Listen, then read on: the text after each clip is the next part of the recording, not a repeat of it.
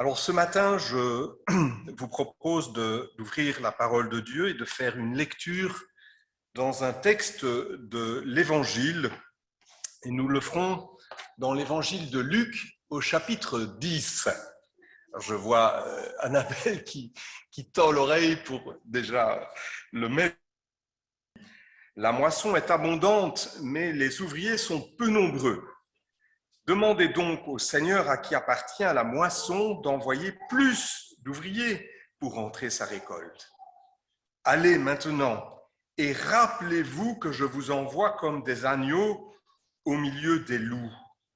N'emportez ni bourse, ni sac de voyage, ni sandales. Ne vous attardez pas en chemin pour faire des visites de politesse.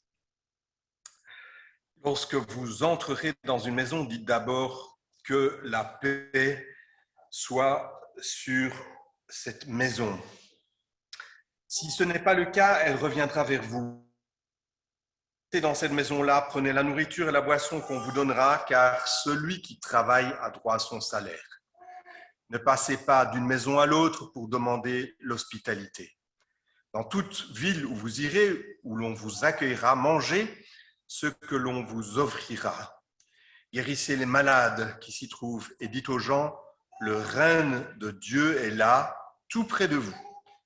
Si par contre, on vous refuse de vous recevoir dans une ville, allez sur la place publique et dites, en signe de protestation contre vous, nous secouons nos pieds, même la poussière de votre ville, pour vous la rendre. Sachez pourtant ceci, le règne de Dieu est proche. Et au verset 17, à leur retour, les 70, et je fais la traduction, les 70, envoyés furent pleins de joie. Maître, s'écrie-t-il, même les démons, lorsqu'ils entendent prononcer ton nom, nous obéissent. Oui, leur répondit-il, j'ai vu Satan succomber aussi rapidement que la foudre tombe du ciel. Écoutez bien ceci, il est vrai que je vous ai donné le pouvoir de marcher impunément sur des serpents et des scorpions, de dominer sur toutes les forces de l'ennemi sans que rien ne puisse vous faire de mal. Toutefois, ce qui doit vous réjouir avant tout, ce n'est pas tant de voir que les esprits mauvais vous sont soumis, mais bien plutôt de savoir que vos noms sont inscrits dans les cieux. Voilà un texte qui nous semble bien connu. Et peut-être que c'est le cas pour chacun d'entre nous, mais peut-être que nous faisons aussi le rapport avec un autre texte, un autre récit qui ressemble comme deux gouttes d'eau dans l'évangile de Matthieu au chapitre 10 et qui, là, raconte l'histoire des 12 apôtres que Jésus va envoyer. Mais ici, dans ce récit, ce n'est pas du même récit dont il s'agit. Il s'agit de l'envoi des 70 disciples. Et peut-être que vous dites, mais il s'est trompé parce que moi, dans ma version seconde, c'est mis 72. Alors c'est vrai, il y a certaines différences. C'est 70 ou 72, c'est jamais 71 parce que Jésus a envoyé de toute façon les disciples deux par deux. Donc ça ne pouvait pas être un nombre impair. Voilà un petit rappel scolaire également. Voilà un texte aussi dans lequel on voit Jésus qui donne des recommandations, un peu comme si il a envoyé les gens en voyage. Vous savez, quand vous partez en voyage, vous faites, ça dépend, hein, moi pas, mais ma femme, elle aime bien faire des checklists, elle note pour être sûre de ne pas rien oublier. Et il faut penser, il faudra charger ceci, il faudra prendre ceci, cela. Et Jésus, lui, il va à l'essentiel. Vous avez vu, il leur dit le minimum. Ne vous embarrassez pas de l'inutile. Il y a urgence.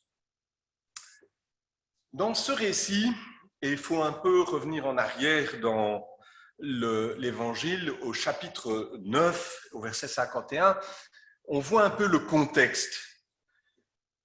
malgré que ce soit le chapitre 9 ou le chapitre 10, ben, ça raconte la fin, un épisode de la fin du ministère de Jésus.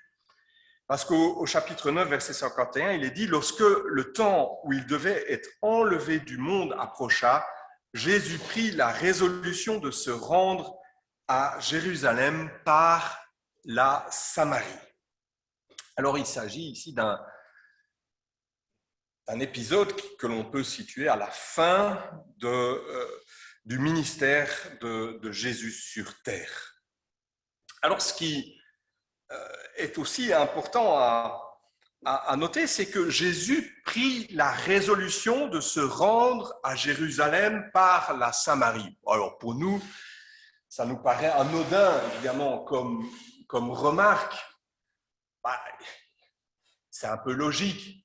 C'était la ligne droite. C'est le chemin le plus court.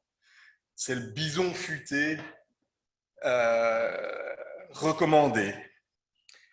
Eh bien, la Samarie, je crois que la plupart d'entre vous, vous êtes au courant, les Samaritains étaient considérés par les Juifs et vice-versa comme des ennemis, à tel point que lorsque les pèlerins allaient de la Galilée vers Jérusalem, eh bien, ils préféraient faire un long détour pour contourner cette route qui était une route relativement plus facile et plus simple, de façon à ne pas passer par cette population qui leur était ennemie. Mais on voit ici que Jésus décide de manière résolue. Et si on va dans le texte original, le mot est très fort. On voit que Jésus durcit la face. Il durcit la face. Donc, ce n'est pas une recommandation, c'est une position claire. Je veux et nous allons aller par la Samarie. Il va donc choisir d'envoyer des équipes pour préparer le voyage et cette activité me fait un petit peu penser à ce que l'on a l'occasion d'observer quand on est en vacances sur certains lieux où on voit les forains qui vont de ville en ville et quelques jours avant, ils envoient déjà une équipe pour, d'une part, essayer de trouver le terrain propice pour aller mettre la tente. Et puis, le jour avant, ils vont envoyer la voiture radio pour commencer à informer la population. Donc, il y a toute une activité qui se met en branle de façon à ce que quand le cirque arrive, eh bien, ça là soit prêt. Eh bien, de cette façon, Jésus procède un petit peu et il prépare son voyage en envoyant des équipes deux par deux. Jésus va faire la rencontre de personnes qui désirent être ses disciples. Et on voit que cette moisson, il prend conscience de façon terrestre que la moisson est grande. Elle ne va pas se limiter à quelques personnes, à un auditoire, à cet auditoire qu'il a toujours connu. Mais cette moisson, elle va aller en grandissant, en explosant. Et donc, le premier cercle, ce cercle des 12 apôtres qui étaient autour de Jésus pendant tout son ministère, eh bien, ce cercle, il ne va pas pouvoir suffire et il va falloir agrandir. Et Jésus se choisit en quelque sorte un deuxième cercle de disciples qui va constituer un deuxième cercle à qui il confie une mission. Et ce matin, j'aimerais me focaliser sur 3 points. 3 points. Je ne sais pas pourquoi. D'abord, on va parler de la mission. Et puis, on dira quelques mots sur l'objectif, parce qu'il s'agit de ne pas se tromper d'objectif quand on a une mission. Et puis, quand on a une mission, il arrive que les choses ne se passent pas non plus toujours comme on l'entend et que il y a des jours plus difficiles et il faut alors pouvoir gérer les échecs. La mission qui nous est présentée ici semble être une mission provisoire qui est limitée dans le temps et dans l'espace. Et cette mission, c'était évidemment de faire connaître au peuple d'Israël que son Messie est là, que son Messie est porteur du salut, de vie nouvelle, qu'il les invite à les accueillir en se repentant. Et Jésus sait que son ministère vient à son terme et donc que le temps est court. Et donc il y a urgence. Peut-être d'emblée une première remarque. Cet envoi de ces disciples deux par deux ne nous parle-t-il pas aussi à nous de notre propre mission, de notre mission comme chrétiens au XXIe siècle? Ne constituons-nous pas le cercle d'amis du Seigneur Jésus, lui qui nous a appelés à lui et qui maintenant nous envoie? Et je ne peux évidemment que faire écho à un livre que nous avons pour la plupart eu l'occasion de lire d'un Américain, Rick Warren, qui a pour titre « Une vie, une passion, une destinée », dans lequel il développe justement cette dimension de la mission que Jésus nous confie.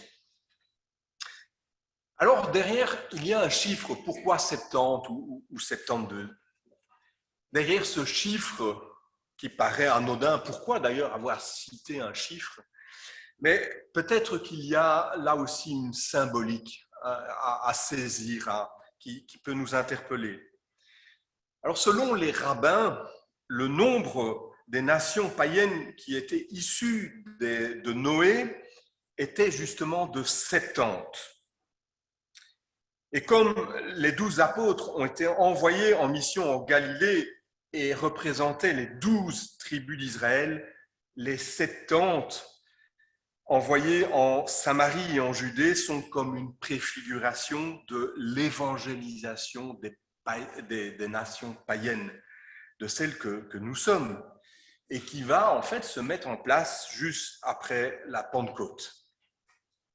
Alors plus le temps s'avance, plus Jésus fait entrevoir aux siens qu'un champ plus vaste que celui limité au peuple juif va s'ouvrir. Mais pour que cela devienne réalité, il faudra la croix. La croix dont Ruben nous a parlé la semaine dernière en dépeignant cette scène avec Jésus au milieu et les deux brigands, cette folie qui est en fait une folie qui nous amène aussi à être aujourd'hui au bénéfice du salut que Dieu nous offre. Et j'espère que chacun d'entre nous aujourd'hui a saisi cet appel, qu'il a saisi cette main tendue qui vient de la croix. Et si ce n'était pas le cas, eh bien, l'urgence, elle est d'abord là pour vous de réaliser que vous avez besoin d'être en ordre avec Dieu, de vous mettre en ordre avec Dieu, de réaliser que vous êtes pécheurs, que sans la grâce qui coule de la croix, vous ne pouvez pas espérer passer l'éternité en sa présence. Et que, par conséquence, l'appel, la suite du message n'est peut-être pas encore aujourd'hui pour vous. Parce que ceux que Dieu appelle à le servir comme disciples, ce sont évidemment ceux qu'il a appelés et qui ont répondu à son appel de la croix.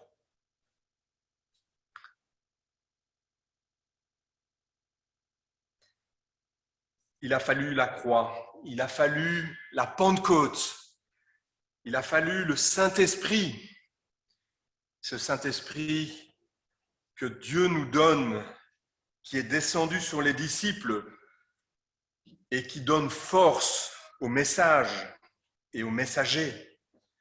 Vous serez mes témoins à Jérusalem, dans toute la Judée et la Samarie et jusqu'au bout du monde. Après la Pentecôte, si nous lisons les Actes, nous voyons que le nombre de disciples va exploser. Et c'est un peu comme une boule de neige qu'on a lancée le long du flanc d'une montagne, un peu comme cette avalanche qui roule et qui grossit en portant tout sur son passage. Pierre, le couard, va se mettre à parler franchement, avec autorité. Et ses paroles vont toucher profondément, au point que le Seigneur ajoutait chaque jour à la communauté ceux qui étaient sauvés. Et aujourd'hui encore, le Seigneur transforme ceux qu'il appelle à lui pour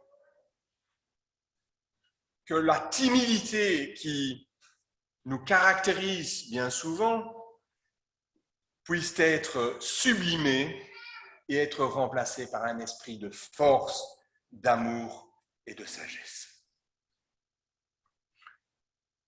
Lorsque la mission confiée par le Christ aux disciples est bien reçue et qu'elle est bien comprise et mise en application, eh bien alors, ce processus, cette boule de neige peut partir et continuer à aller de Jérusalem pour conquérir le monde.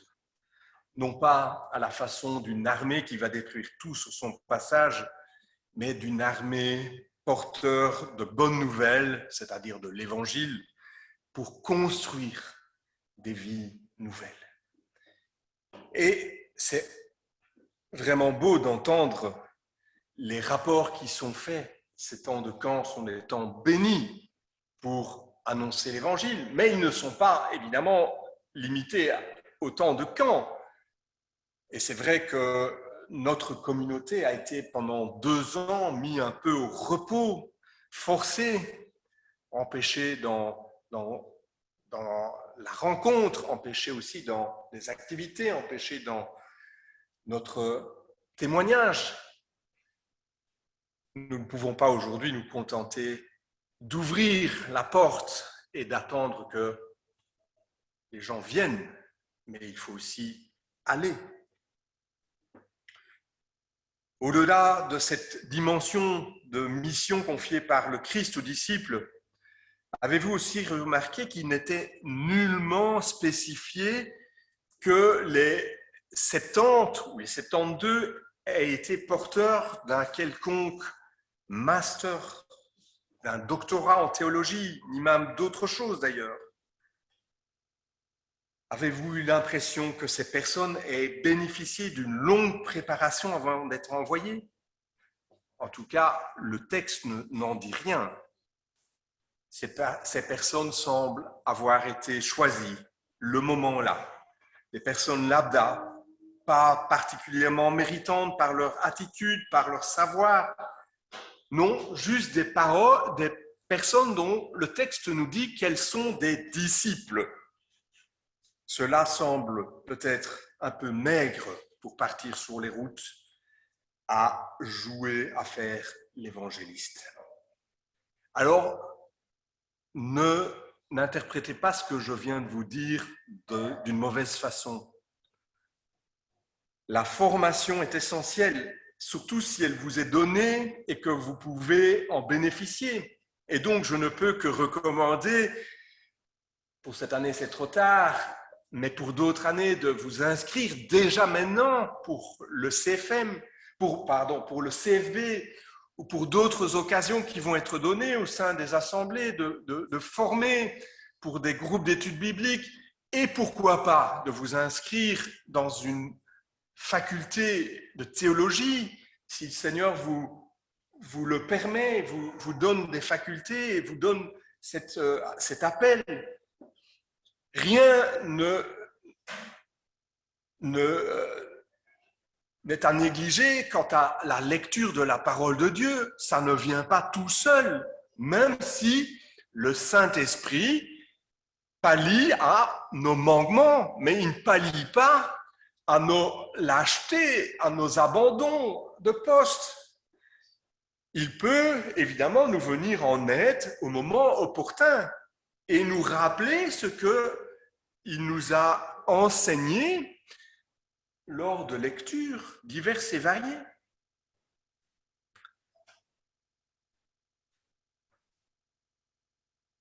Que vont faire ces personnes qui que le Seigneur envoie? Dans un autre texte, dans Matthieu, Jésus dira « C'est vous qui êtes le sel de la terre, c'est vous qui êtes la lumière du monde. » Jésus n'envoie pas ses disciples pour faire de grands et de beaux et convaincants exposés. Peut-être que vous êtes un vrai disciple, encore tout plein de zèle et de joie.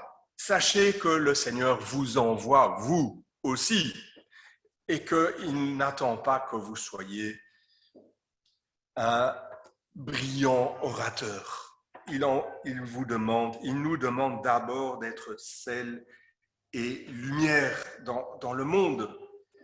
Et qu'est-ce que nous pouvons tous et toutes dire? Mais c'est ce que le Seigneur fait dans nos vies. Et cela, ça ne demande pas d'avoir fait de grandes études de lettres. Vous savez, il y a dans ce monde de plus en plus de gens qui sont fatigués et chargés, qui ne trouvent pas de sens dans la vie d'aujourd'hui. Et les circonstances que nous connaissons renforcent chaque jour un peu plus cet état de fait. Et donc, ce monde a de plus en plus besoin qu'il y ait des poteaux indicateurs, que nous soyons des points de repère pour amener, pour guider ce monde vers celui qui peut donner la vraie réponse, qui peut donner du sens, qui peut transformer l'existence, qui peut donner de nouvelles perspectives. Et donc, la moisson, oui, elle est grande. Et il faut davantage d'ouvriers. Alors, ne sommes-nous pas ces 70 plus que le Seigneur appelle aujourd'hui? Il y a bien sûr cette mission qui nous est tous confiée, mais au-delà de la mission, Dieu nous donne aussi des services à rendre dans l'Église. Et ce n'est pas en attendant que l'âge passe qu'on va pouvoir être plus qualifié.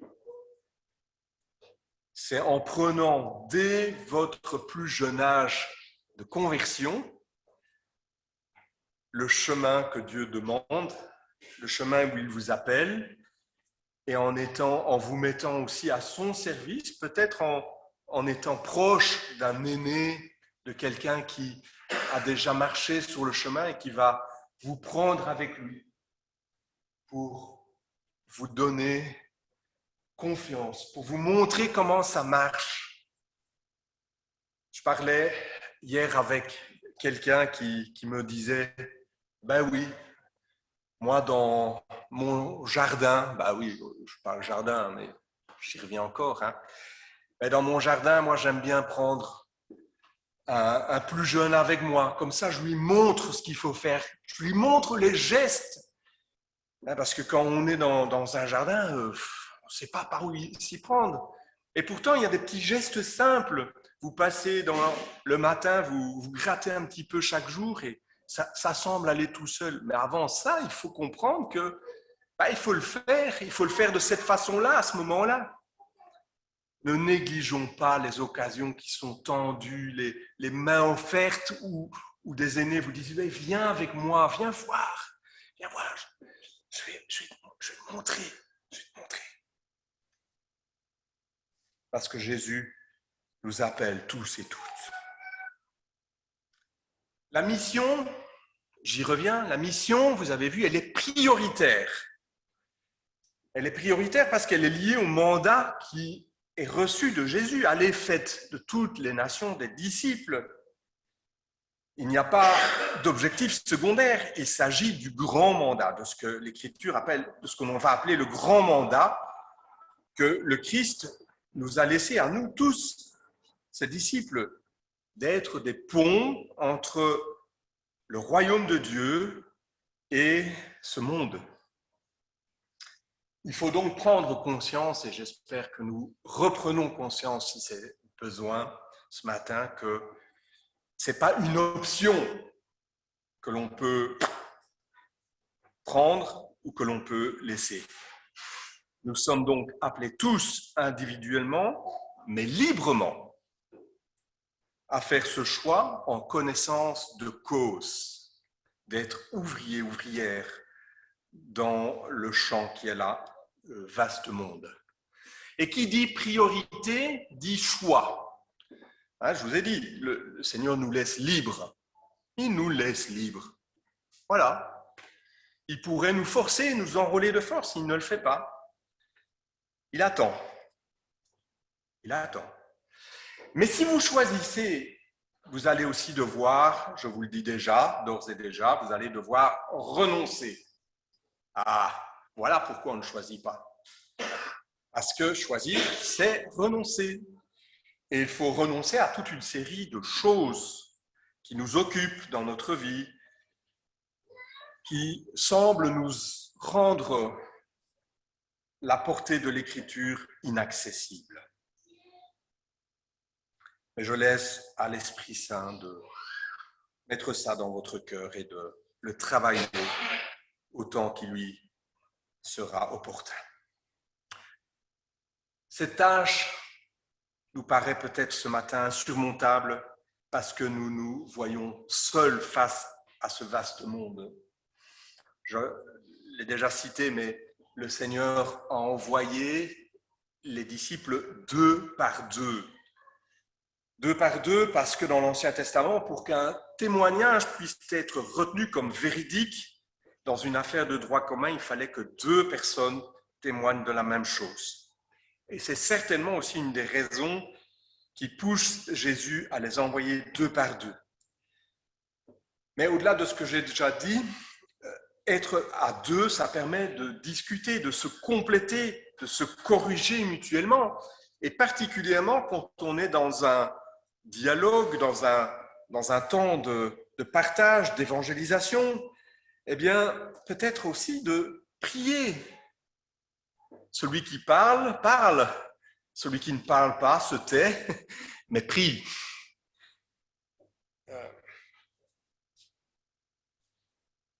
Et donc, n'hésitons pas aussi pour cette raison-là à faire binôme dans l'œuvre de Dieu. Je vais passer maintenant au deuxième point, ne pas se tromper d'objectif dans la mission. Et revenons alors à notre texte au verset 17, où il est dit « À leur retour, les 70 furent envoyés, furent pleins de joie. Maître, s'écrièrent-ils, même les démons, lorsqu'ils entendent prononcer ton nom, nous obéissent. » Ah, tout de suite, hein.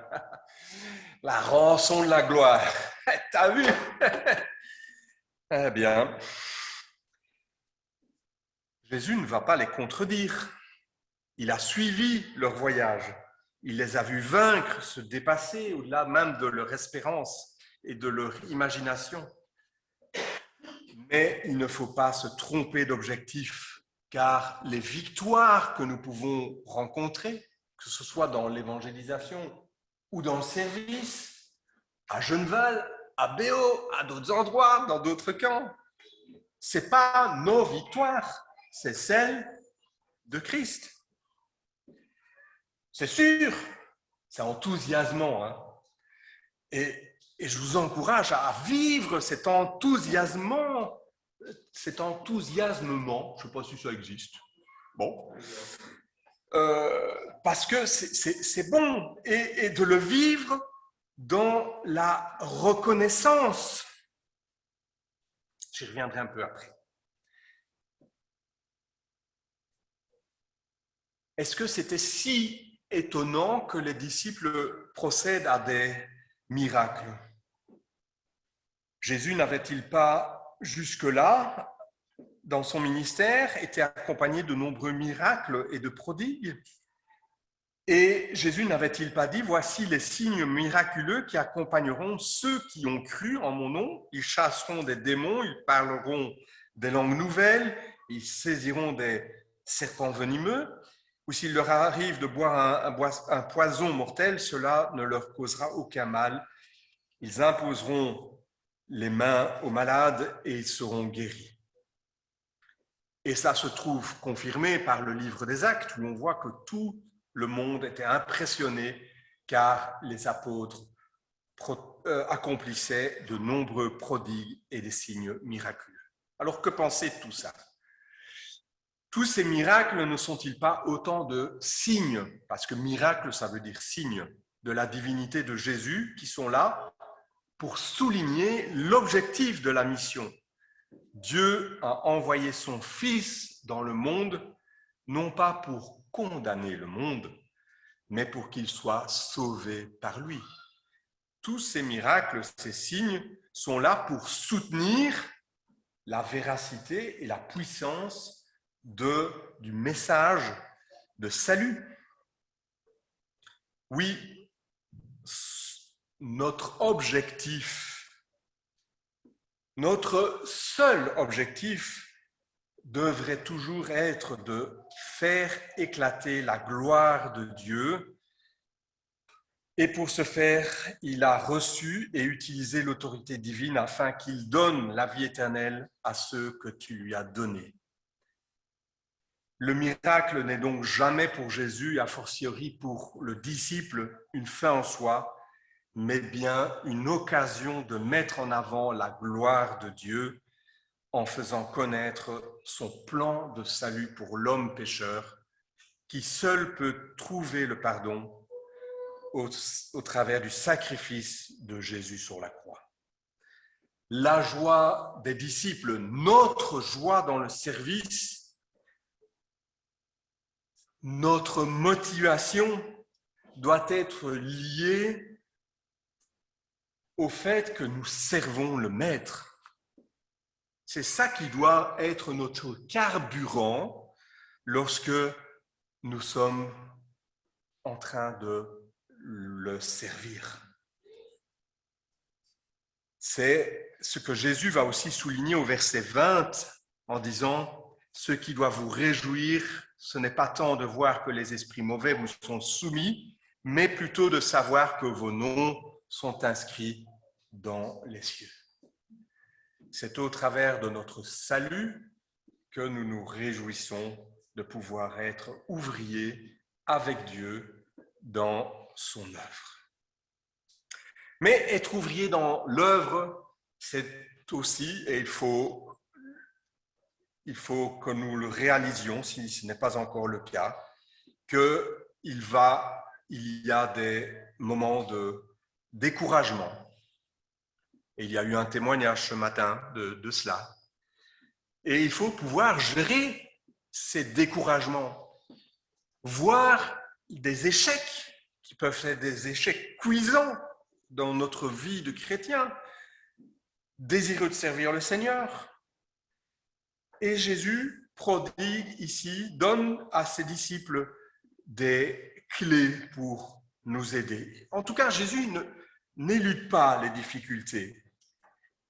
Et on sent dans ces paroles qu'il a prononcées dans ce récit un souci profond pour ses disciples qui ont été envoyés.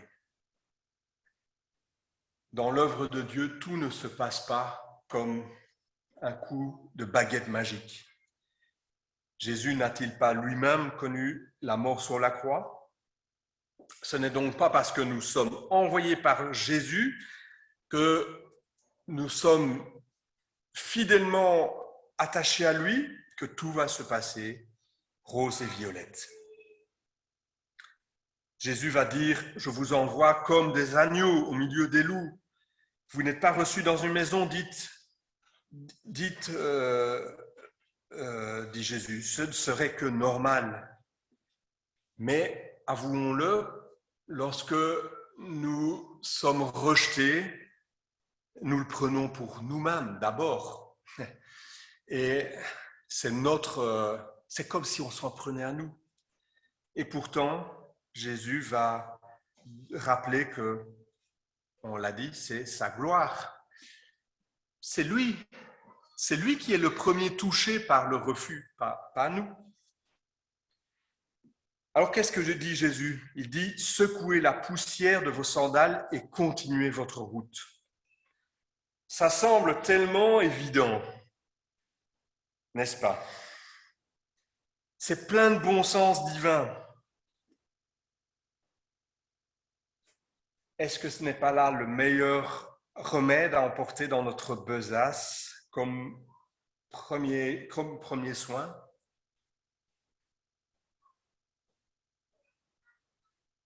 Mais dans la réalité, les échecs, et je ne parle pas ici des échecs qui sont dus à nos inconséquences de chrétiens, à nos péchés. Hein.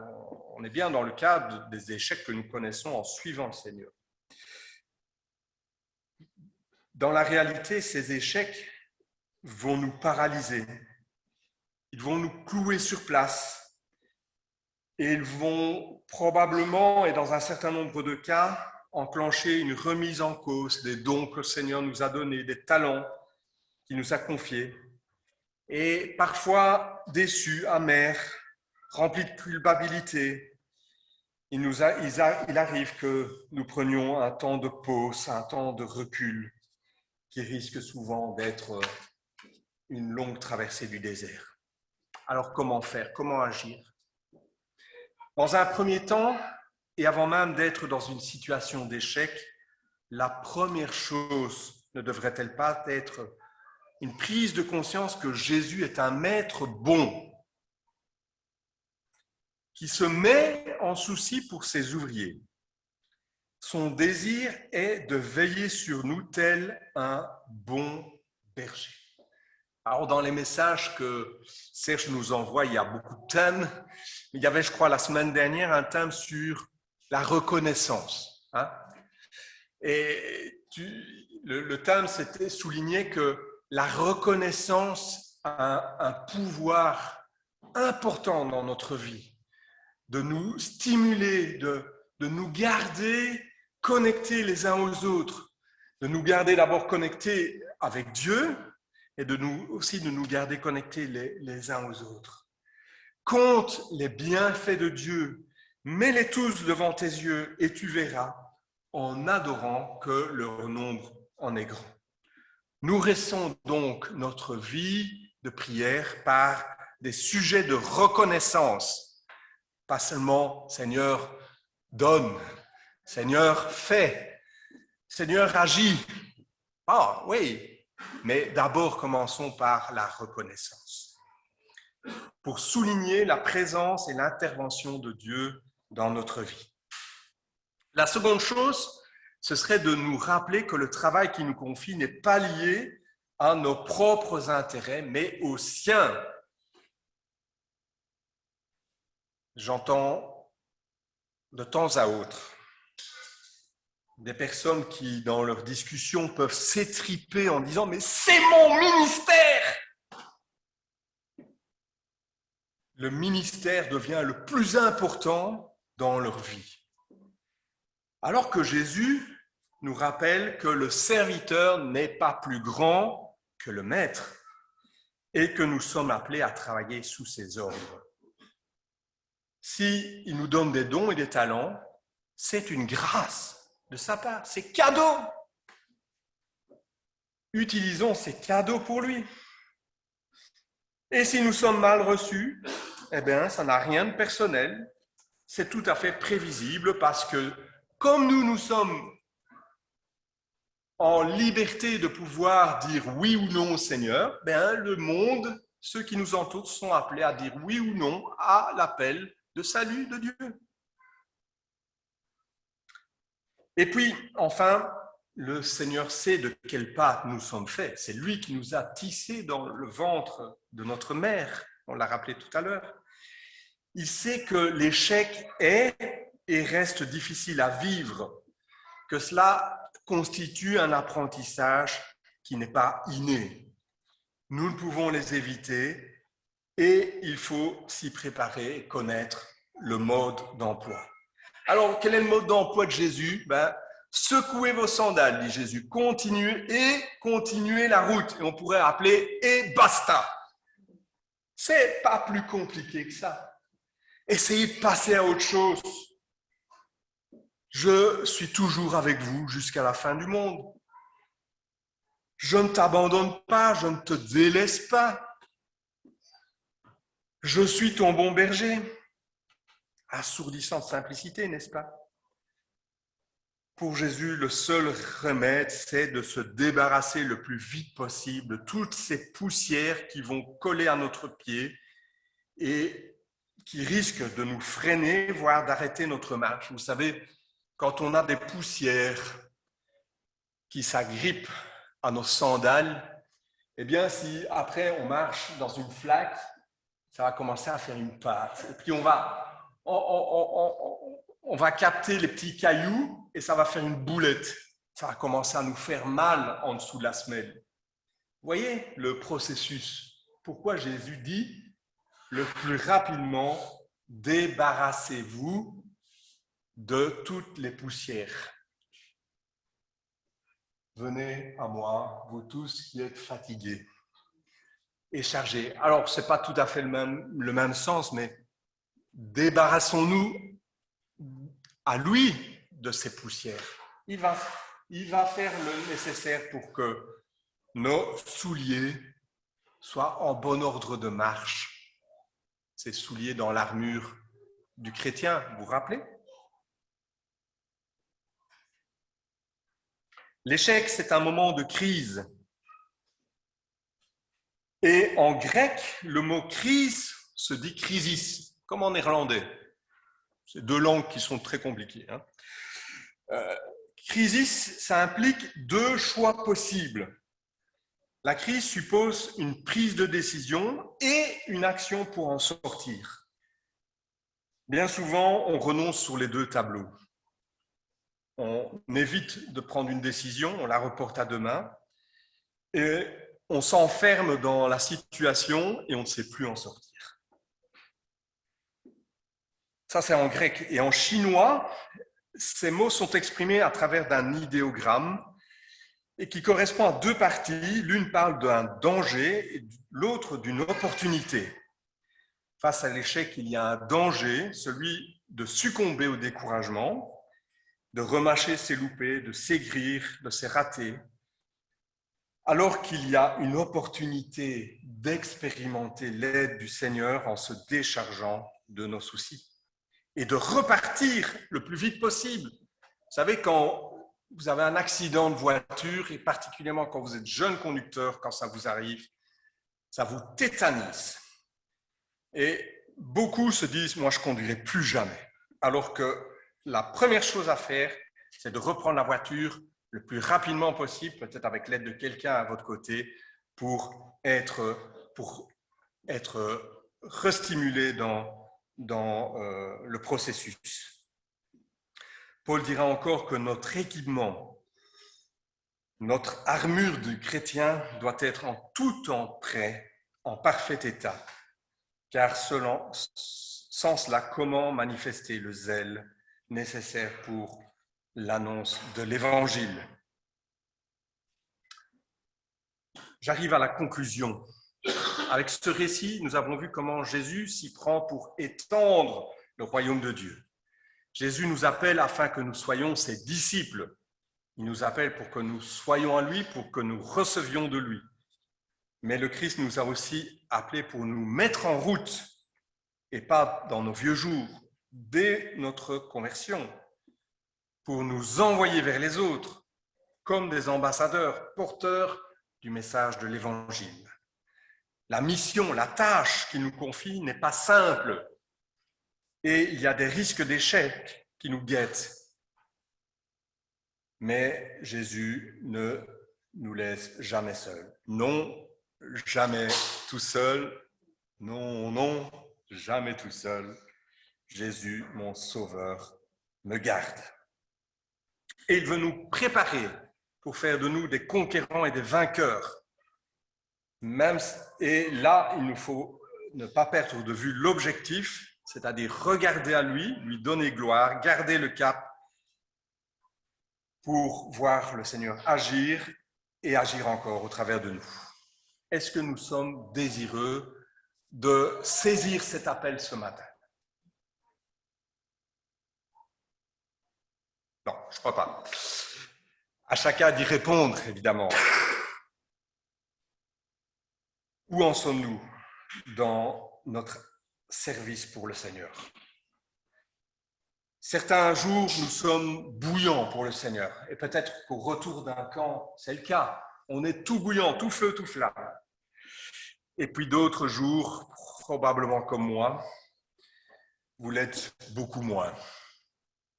Et Paul dira aux Galates, vous courez bien, qui vous a arrêté pour que vous n'obéissiez plus à la vérité? Alors, je vais terminer encore par une petite énigme agricole et horticole. C'est l'énigme du bananier. Alors, je n'ai pas de bananier à la maison. Un jour, un homme offrit à un ami un petit bananier dans un pot énorme. Déjà là, vous me direz, il y a quelque chose qui cloche, c'est bizarre. Mais le fait était encore plus étrange. Ce bananier n'avait jamais soif. Waouh! J'aimerais tellement que mes plantes n'aient jamais soif dans le jardin. Il avait beau verser de l'eau, mais l'eau restait constamment en surface. Plus grave encore, les semaines passaient et le bananier ne grandissait pas. Alors cet ami en a eu marre et il n'en pouvait plus d'entendre ce bananier qui était en train de mourir à petit feu. Alors vous savez ce qu'il a fait? Il a pris le pot et il l'a démonté histoire de voir ce qui se passait dans sa vie intérieure. Enfin, dans ses racines si vous préférez. Et là, quel ne fut pas son étonnement en constatant que la terre était une terre imperméable. Ah ça je connais. Chez moi c'est de l'argile, alors je ne vous dis pas, par le temps qu'il fait, c'est du béton. Il n'y avait qu'une chose à faire et il l'a fait. Il a remplacé la mauvaise terre par de la bonne et puis il a tout replacé, mais dans un pot un peu plus petit, mieux adapté. Et quelle ne fut pas sa surprise? Dans les jours qui ont suivi, il a guetté, convaincu, un peu comme le petit prince qui regardait sa rose, qu'elle allait mourir. Mais tout d'un coup, il s'était tiré une grande feuille, tout comme on s'étire lors de notre réveil. Est-ce que vous avez saisi la leçon de cette énigme? Si vous n'avez pas soif d'en vivre plus, c'est peut-être que votre foi est en train de mourir. Toutefois, rien n'est perdu. Laissez le divin jardinier intervenir dans votre vie et prenez sans tarder rendez-vous afin qu'il remplace ce qui doit être changé dans votre vie. Par contre, si vous êtes conscient que vous êtes tout petit, trop petit, que vous avez soif de voir Dieu agir au travers de votre vie, alors bonne nouvelle. Forcément, ça va grandir. Telles ces grandes feuilles qui s'étirent de ce tout petit bananier. Le royaume de Dieu est déjà en train de s'étendre au travers de vous. Que le Seigneur bénisse sa parole.